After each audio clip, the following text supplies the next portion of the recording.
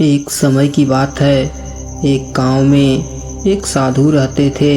साधु अत्यंत सरल और शांत स्वभाव के थे और उनका जीवन एकांत में ध्यान और साधना में व्यतीत होता था। वे हमेशा जंगल में जाकर ध्यान करते और अपने आध्यात्मिक ज्ञान से गांव वालों की मदद करते थे।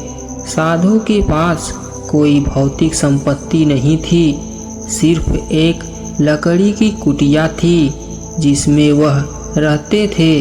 गांव के लोग उन्हें बहुत सम्मान देते थे और उनकी बातों का अनुसरण करते थे। साधु लोगों को जीवन के सच्चे मार्ग पर चलने की शिक्षा देते थे। एक दिन गांव में बड़ा अकाल पड़ गया। लोग भूख और प्यास से व्याकुल थे। गांव वाले साधु के पास पहुँचे और उनसे मदद की गुहार लगाई। साधु ने सभी से धैर्य रखने के लिए कहा और भगवान पर विश्वास बनाए रखने की सलाह दी। फिर साधु ने गांव वालों से कहा कि वे सब मिलकर गांव के पास जंगल में जाएं और वहां पानी और खाने की खोज करें।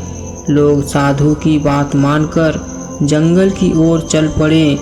काफी खोजबीन के बाद उन्हें एक छिपा हुआ जल स्रोत और कुछ फलदार वृक्ष मिले, जिससे उनकी भूख और प्यास मिट गई।